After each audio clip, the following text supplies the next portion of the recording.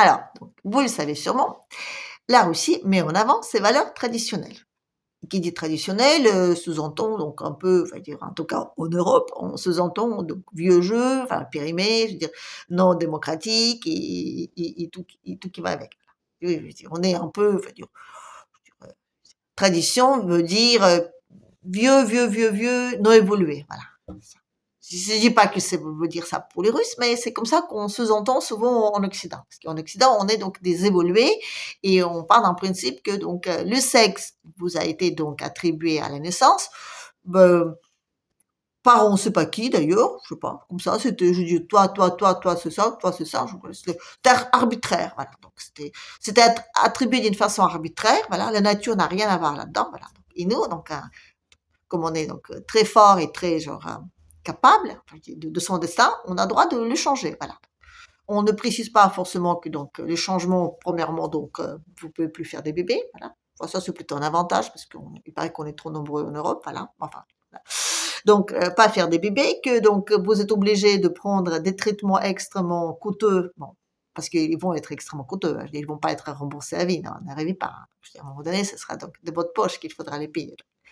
Les traitements hormonaux extrêmement donc nocifs et donc les opérations extrêmement, je dirais, horribles. Je veux dire, non, je dis, je veux dire, on vous fait un trou dans le corps, je dis, dans l'endroit où normalement le trou n'a pas supposé d'être. Je veux dire, il paraît que c'est très très très violent comme opération. Mais je dis, on est les maîtres de notre corps. Voilà. Je sais pas, un jour on arrivera au fait de dire que voilà, d'une façon arbitraire, quelqu'un a décidé que j'ai qu'un seul nez. Voilà. Et du coup, moi, donc, comme je suis une personne très évoluée, ben, je pourrais me faire donner, voilà, un nez ici, comme ça. Ça va être beau, hein. Ou avoir cinq oreilles, voilà. Des oreilles partout, comme ça, je pourrais entendre tout partout. Voilà. Non, parce que c'est vrai que quelqu'un, d'une façon totalement arbitraire, a décidé que j'en ai que deux oreilles. C'est pas normal. Voilà. Bref, je veux dire, les Russes, ils sont pas très pour. Voilà. Ils partent d'un principe que ben, la nature fait bien les choses. Voilà. Après, on peut être d'accord ou pas. Chacun, je veux dire, chacun choisit. Voilà. Enfin, chacun choisit, je veux dire. Pas forcément. Parce qu'aujourd'hui, en France, en Europe, mais en France en tout particulier, on apprend aux enfants tout petits, donc, ce que c'est une relation, on va dire, intime, qui n'est fait que pour une relation intime, je veux dire, de plaisir et pas autre chose. Et que eux, ils sont pas forcément dans la possibilité de dire on veut apprendre ça ou pas. C'est le choix, on va dire, imposé. Voilà. Toi, tu es une petite fille, ben, il faut que tu apprennes que tu as le droit d'être un petit garçon. Tu peux le faire. Tu peux le faire. À la limite, tu devras le faire, sinon tu ne seras pas dans la... Non, mais aujourd'hui, donc, d'être un parent normal, je dirais, c'est un peu, je dirais, limite facho, hein, voilà. C'est vraiment, je dis, c'est limite. Hein. Non, je dis, on accuse des Russes d'être des fascistes, voilà, et voilà, en Russie, regardez, je dis, hein, les parents, je dis, les papas, les mamans, ils font des enfants, je dis, c'est complètement, je dis, oh, non, c'est pas du tout, je dis, c'est pas du tout à l'ordre du jour. Hein. À l'ordre du jour, aujourd'hui, donc, on explique aux enfants que ben, tout petit, hein, donc, qu'ils ont le droit de dire non ou de dire oui. Oui, les enfants, aujourd'hui, on est un pays démocratique, libre, les enfants tout petits, ils ont le droit de dire oui à une relation intime avec une personne de même âge qu'eux, ou même une personne beaucoup plus âgée. Voilà. C'est comme ça. Et d'ailleurs, on leur explique bien à l'école, donc tous les moyens tous les portes de leur corps qui peuvent être donc ouvertes pour une entrée à l'intérieur par d'autres personnes. Je suis obligée d'utiliser des termes un peu différents parce que, vous voyez, on a le droit de les faire, on n'a pas le droit d'en parler. Bref. On n'apprend plus à l'école, donc, qui c'est, donc, Napoléon, voilà. Donc, ça fait plus de 15 ans qu'on n'enseigne plus ça à l'école. Napoléon, qui le rapporte. Ah, une histoire des zézettes, c'est beaucoup plus intéressant. Et les enfants, il faut donc, dans la vie pratique, vaut mieux qu'ils connaissent donc l'histoire de zézettes que l'histoire de Napoléon. De toute façon, Napoléon, aujourd'hui, c'est, hein, on est en train de tout détruire ce qu'il a construit il y a quelques, je veux dire, centaines d'années, donc, quand ça sert. Et même, je vous dirais plus, quand on pose une question aux enfants, attendez, c'est une question qu'il a posée il y a déjà 10 ans, voilà. Donc, je veux dire, déjà, je veux dire, on n'est pas très, très, je veux dire, en avance. Voilà. Donc, il y a 10 ans, je posais une question aux enfants, dans quelle ville Charles de Gaulle et Charlemagne ont signé le traité de Versailles. Et je précisais quand même qu'il y avait un piège dans cette question. Je l'ai précisé. Ils n'étaient pas capables de me répondre. Non, s'il y en avait un ou deux malins, ils ont dit, ben, à Versailles. Voilà. Mais les autres, ils ne le savaient pas. Et les parents m'ont dit que c'était pas à l'école appris. C'était pas au programme. Voilà. Non, mais même les parents ne le savaient pas. Non, non, mais dans quelle ville Charles de Gaulle et Charlemagne ont signé le traité de Versailles? Bon, déjà, Charles de Gaulle, je vous rappelle qu'il n'a rien à voir avec le traité de Versailles. Je dis, entre les deux, là, Charles de Gaulle et Charlemagne, pour ceux qui ne le savent pas. Voilà. Donc, qui étaient donc dans l'éducation française ces dernières quelques années. Voilà. Donc, il y a 1000 ans qui les séparent les deux. Et la question, elle est complètement aberrante, quoi. Je dis, hein. Donc, déjà, normalement, les gens en face, ils vont me dire, non, mais ça va pas à la tête, hein. Je dis, non, hein, de poser cette question-là. Bah, vous avez des gens qui ne le savent pas, qui n'arrivent pas à repérer, voyez. En revanche, ils savent très bien par quel endroit dans leur corps on peut rentrer. Voilà. Et qu'ils ont le droit de dire non ou oui. Et ce qui est surprenant, c'est que, je veux dire, aujourd'hui, il y a beaucoup de gens qui s'opposent à cette façon de faire, je veux dire, enseigner à l'école. Et parmi ces gens-là, il y a beaucoup de vieux. C'est d'ailleurs surtout des vieux. Les parents, ils relativisent. Voilà. Vous savez, j'ai fait déjà une vidéo dessus, là, que je vous mettrai un petit lien donc quelque part en bas. Je suis allée voir un spectacle cet été pour les enfants à partir de 2 ans, donc tout petit. Je suis allée avec ma petite fille qui n'a pas voulu regarder le spectacle, donc je me suis dit au moins c'est rassurant quelque part. Voilà. Donc elle a dit non, ça me fait peur, je vais aller me balader. Donc elle est partie avec sa maman, moi j'ai resté quand même regarder parce que je suis curieuse, voir jusqu'où ça va aller. C'est une histoire de 3 petits cochons. Enfin, 2 cochons et un qui hésitait. Il ne savait pas s'il était cochon ou cochonne. Voilà. Mais à la fin, quand même, quand il voit le loup, il tombe amoureux du loup. Donc, et donc, il va lui faire plein de bisous à son agresseur, normal. Et à ce moment-là, donc, il se sent femme, comme jamais. Là, à ce moment-là, il sait que c'est une femme, le cochonne. Voilà. Les enfants, tout petits. Et tout le monde a regardé. Enfin, je veux dire, 99% donc restaient sur leur petite herbe fraîche avec leurs petits à regarder ce spectacle-là qui était absolument d'une violence. Alors, il y avait tout. La violence, je dis gratuite, la drogue, tout ça. Il y avait tout donc pour tout petit. Et les parents restaient regarder ça. Non, je dis, ce sera il y a 40 ans. Je dis, peut-être que les parents, ils se seront levés et ils seront partis. Mais là, ils sont restés. Et j'ai réfléchi un peu à ça. Je dis, comment est-ce possible? Et donc, j'ai fait déjà une autre vidéo là-dessus, donc je vous remettrai aussi un lien. Voilà. J'ai fait des soutiens scolaires il y a quelques années, un peu plus de 10 ans, aux petites filles. Donc j'ai fait des soutiens scolaires en maths, mais bon, on m'a attribué ces petites filles, pas vraiment parce qu'ils avaient des problèmes en maths, enfin même s'ils avaient des problèmes en maths, mais surtout parce qu'ils avaient des problèmes de comportement. Voilà. Il y avait une espèce de violence à l'intérieur d'elles qui sortait d'une façon absolument, on va dire, énorme, et surtout contre leur maman, qu'ils traitaient de tous les noms en disant qu'ils savaient très très bien ce qu'ils faisaient avec leur papa et qu'ils n'avaient pas l'air de se prendre pour journée sans tout ça. Et donc, au cours de ces cours, j'ai appris que ces petites filles, donc, ils avaient tous sur leur téléphone des images, on va dire, de relations intimes extrêmement, je veux dire, explicites et souvent très violentes sur leur téléphone, et donc ils se les passaient entre elles dans les cours de récré. À ce moment-là, donc, j'ai appris aussi que les enfants en 9 ans qui n'étaient pas confrontés à ce genre d'image, c'était quand même une chose très très rare. Mais personne n'en parlait. Non, non, non. Les parents, donc, voilà. Et les enfants, ils ont quand même bien compris que c'était pas un truc à en parler avec les parents, donc ils faisaient circuler ça entre eux, mais sans les montrer. Et c'était il y a plus de 10 ans. C'est ces enfants-là, aujourd'hui, ils ont l'âge d'être parents. Vous voyez, vous suivez un peu le chemin. Voilà.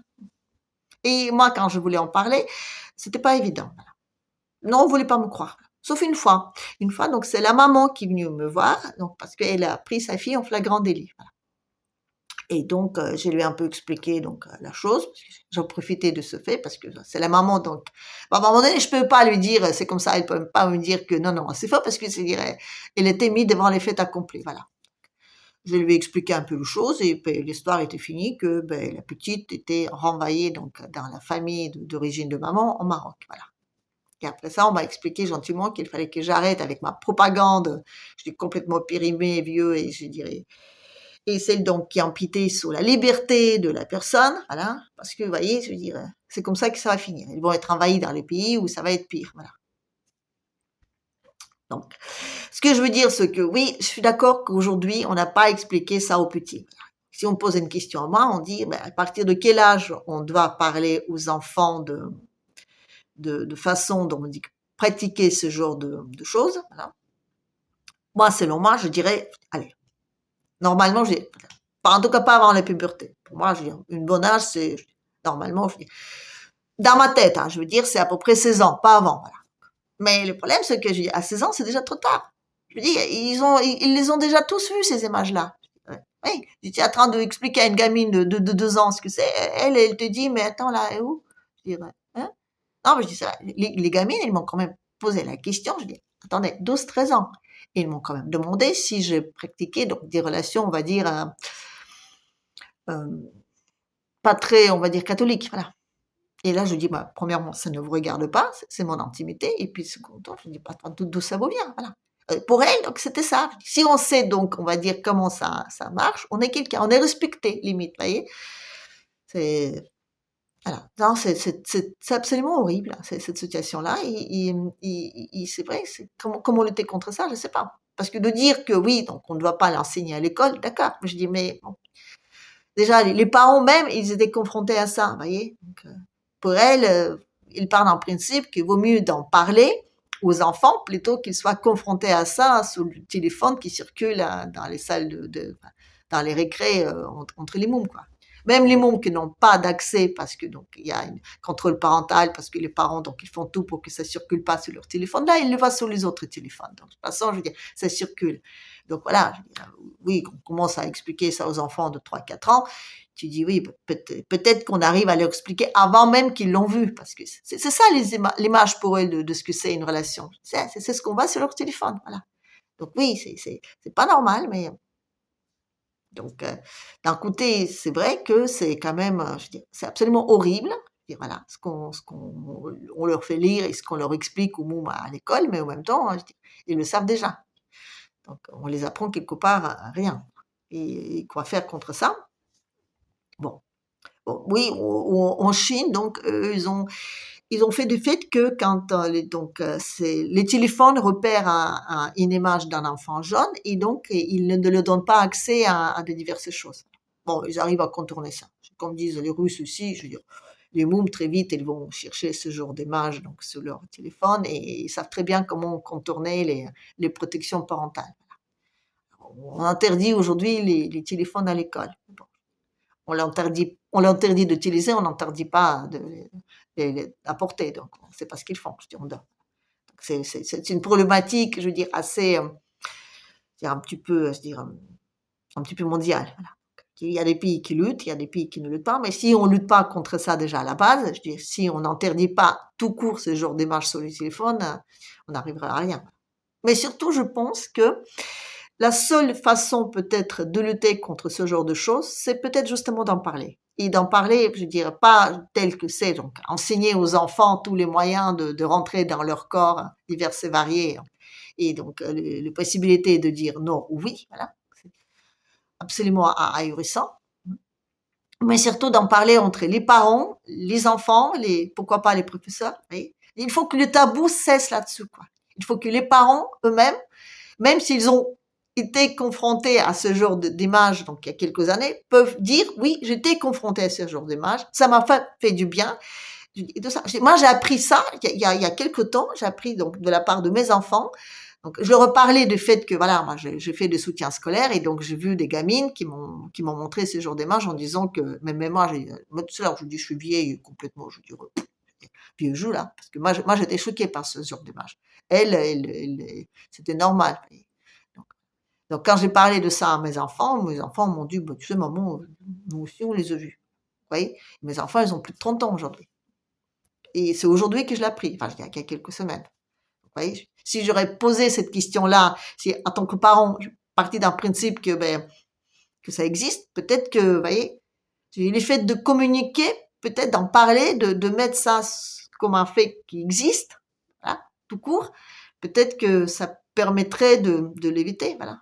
Peut-être dire aux enfants, oui, vous avez le droit de choisir, on va dire non. Et que de dire oui, ça vous expose à ça, ça, ça, ça et ça et ça. Oui, un peu des conséquences. parce que les conséquences aujourd'hui sont assez désastreuses. Voilà. Vous avez tous entendu parler de P. Diddy, là. Voilà. Ça fait pendant des années et des années que ça fonctionnait, ces petites soirées blanches-là. Et il y a beaucoup de gens, donc, on va dire, très importants qui sont passés. Alors, on ne sait pas jusqu'à quelle limite ils étaient appliqués ou pas, mais enfin, je veux dire, c'était institutionnalisé, voilà. Et il paraît que donc le P. Diddy, on abusait de lui quand il était jeune. Voilà. Donc, il a reproduit un peu quelque chose qu'il connaissait déjà. Voilà. Oui, parce que quand on est jeune, que notre référentiel dans la tête se crée. Voilà. Après, donc, une fois qu'on est dans ce référentiel, on peut aller pour ou contre, mais on reste dans ce référentiel. Voilà. Donc peut-être d'expliquer aux enfants que ce référentiel-là, il n'est pas, je veux dire, universel. Parce qu'il y a d'autres façons de faire. Parce que Didier, lui, ben, il a institutionnalisé, il a rendu normal quelque chose qui pourrait peut-être n'a pas être normal. Oui, c'est souvent comme ça. Les victimes de ce genre de choses, ben, pour survivre, bon, ils ont je veux dire, plusieurs possibilités. Donc, la première chose, peut-être d'aller faire un travail sur soi et justement rompre ce référentiel qui est assez terrible. Hein. Ce qui est très difficile à faire si on va dire, la personne qui a abusé de vous est toujours présente à vos côtés. Hein. Ou alors de partir dans le principe que vous êtes une victime éternelle et que donc de vivre dans la culpabilité, dans la sous-estime, en disant que oui, c'est parce que je l'ai mérité, tout ça. De vivre dans une espèce de haine et en même temps admiration de son bourreau. C'est pas évident voyez, parce que notre cerveau, je dirais, quand on est petit, il n'est pas complètement fait pour confronter ce genre de choses. Et quand vous êtes confronté à ce genre de choses, vous avez la troisième possibilité, c'est de dire je ne suis pas une victime parce que ce qui m'est arrivé n'est pas un crime. Institutionnaliser, reproduire d'une façon, on va dire, générale, le fait que c'est normal. Et on a quand même quelqu'un qui était abusé quand il était petit. Et dont je dirais, la personne qui a abusé de lui est toujours à ses côtés. Donc, pour essayer de faire un travail sur soi en disant que ce qui m'est arrivé n'est pas normal, c'est pas évident. Voilà. Donc, qu'est-ce qu'il peut faire, cette personne-là? Ben, elle peut dire que si ça devient la norme, au niveau donc d'un pays, parce que c'est quand même quelqu'un qui dirige un pays, voilà. Donc, si ça devient la norme, le fait que ben, les petits, bon, on peut abuser d'eux, je veux dire, même par les personnes beaucoup plus âgées, que les petits peuvent être tout à fait consentants, et à partir de ce moment-là, ben, il n'y a pas de crime. Voilà. C'est vrai. Si ça devient la norme, la personne en question n'est plus une victime. Voilà. Donc, c'est ça le danger. Le danger, c'est de partir d'un principe qu'il n'y a rien de grave. Voilà. Tant que les petits, il est préparé à ça, donc on leur explique comment ça marche, voyez, quand on leur explique le fonctionnement de diverses façons de le faire, voyez, oui, c'est absolument horrible, mais voilà. Et ici, on leur explique pas de l'autre côté que non, non, non, c'est pas normal. C'est pas évident. Non, mais c'est pas évident parce que c'est l'école qui vous explique. Donc, l'école, au lieu de vous apprendre l'histoire de la France, par exemple, il vous explique les histoires de Zézette, là. Je dirais, les parents d'aller contre l'autorité donc d'en face, hein, c'est pas évident. Surtout qu'aujourd'hui, en France, on a pas mal mis à mal, je veux dire, la notion de famille. Donc, les parents aujourd'hui, je veux dire, ils osent pas, ou ils disent qu'on n'est pas cap, ou je sais pas quoi. Il y a pas beaucoup de parents qui arrivent vraiment, je dirais, si on n'en parle pas, si on n'en parle pas vraiment tous ensemble en disant que, voilà, je veux dire, voilà ce que ça peut donner, quoi, voyez. C'est pas normal. Ce que ça peut donner, ben voilà, je dis, regardez, aujourd'hui, on a quelqu'un extrêmement pervers, extrêmement, on va dire, insensible, extrêmement, je veux dire, manipulateur au pouvoir, et on peut rien y faire. On s'est fait à l'idée que c'est comme ça. Et cette personne-là, elle va rendre normal tous ces procédés-là. Comme ça, du coup, lui, il est... Bref. Allez, je vais m'arrêter là. Et donc, c'est comment dire, une petite matière à réfléchir. Voilà. À la prochaine.